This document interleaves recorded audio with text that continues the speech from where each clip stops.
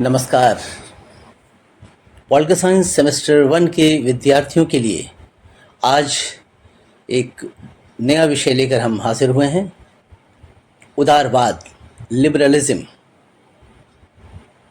उदारवाद के मुख्य सिद्धांत, तत्व या विशेषताएं, प्रिंसिपल्स और एलिमेंट्स और फीचर्स ऑफ लिबरलिज्म।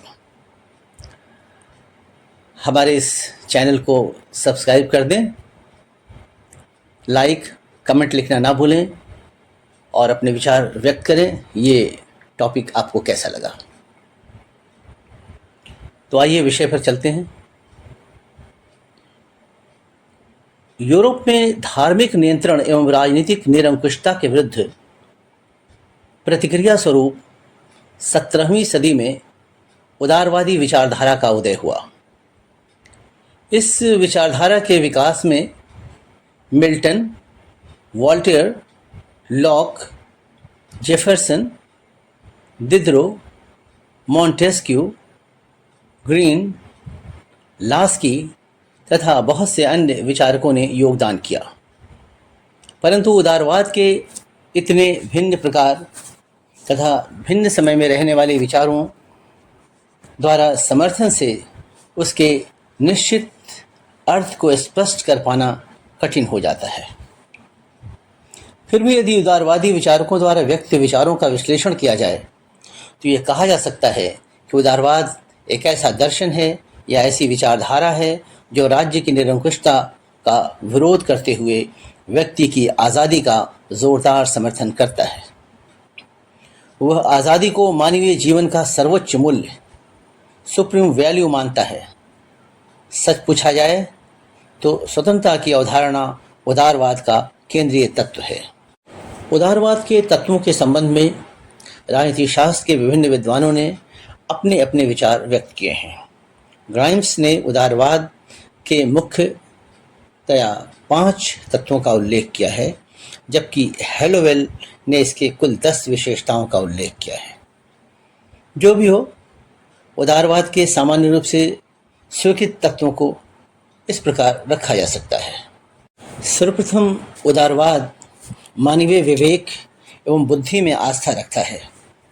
मध्ययुग में यूरोप के विभिन्न देशों में ईसाईयत ने मानवीय विवेक एवं बुद्धि को कठोर शिकंजे में जकड़ रखा था, परंतु नवजागरण के काल में मनुष्य के विवेक एवं बुद्धि को अधिक महत्व दिया जाने लगा। लॉक तथा पेन ने समस्त रूढ़िवादियों को चुनौती दी, जिसके चलते मनुष्य द्वारा स्वतंत्र चिंतन को प्रोत्साहन मिला। दूसरे, उदारवाद किसी ऐसे विचार संस्था अथवा सिद्धांत को स्वीकार करने के लिए तैयार नहीं है जो बुद्धि संगत नहीं हो। उसका तर्क है कि यदि प्रगति के लिए इतिहास एवं परंपराओं के विरुद्ध विद्रोह करना आवश्यक हो तो वैसा विद्रोह अवश्य किया जाना चाहिए। तीसरे, मानवीय स्वतंत्रता में विश्वास उदारवाद का सर्वप्रमुख तत्व रहा है। उसके अनुसार मनुष्य जन्म से ही स्वतंत्र होता है। स्वतंत्रता का तात्पर्य यह है कि व्यक्ति के जीवन पर किसी स्वेच्छाचारी सत्ता का नियंत्रण न हो और ऐसा वातावरण हो जिसमें व्यक्ति अपने विवेक के अनुसार आचरण कर सके। चौथे, उदारवाद व्यक्ति के प्राकृतिक अधिकारों की अवधारणा में विश्वास करता है। उसके अनुसार व्यक्ति को कुछ जन्मजात एवं अनुल्लंघनीय अधिकार प्राप्त होते हैं।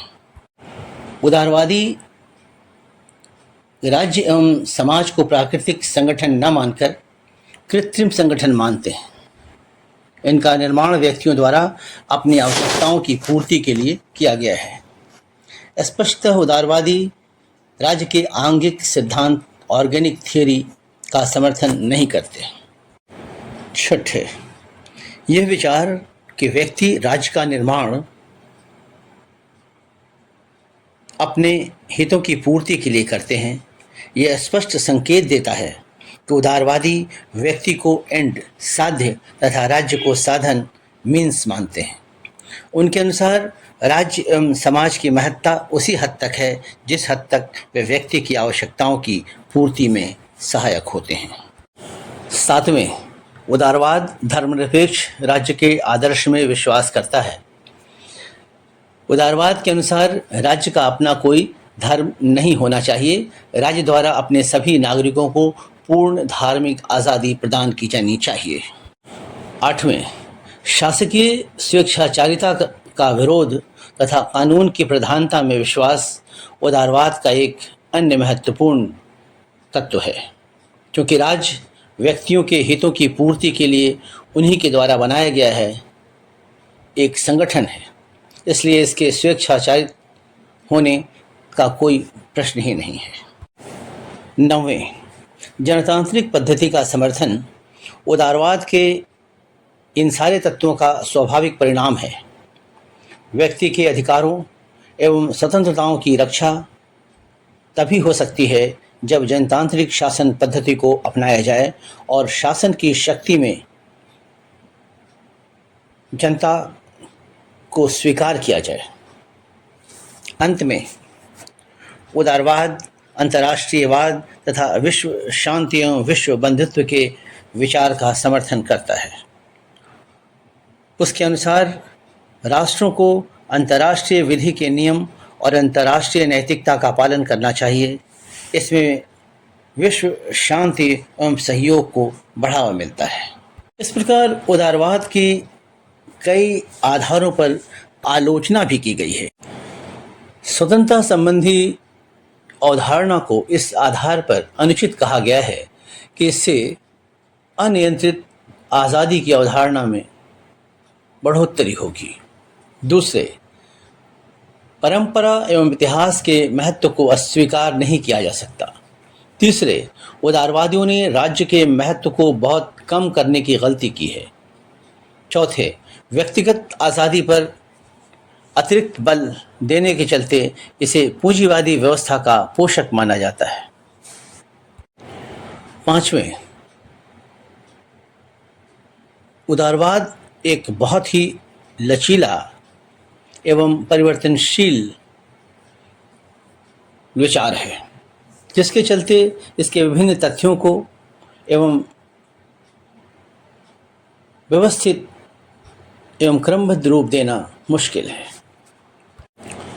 उदारवाद की चाहे जो भी आलोचना की गई हो, परंतु व्यक्तिगत स्वतंत्रता, मानवीय अधिकार, कानून के शासन जैसी बातों का समर्थन करके उसने शासकीय स्वेच्छाचारिता के विरुद्ध आवाज़ उठाई है। जनतांत्रिक पद्धति के विकास एवं कार्यक्रम का एक आधार तैयार किया है। धन्यवाद।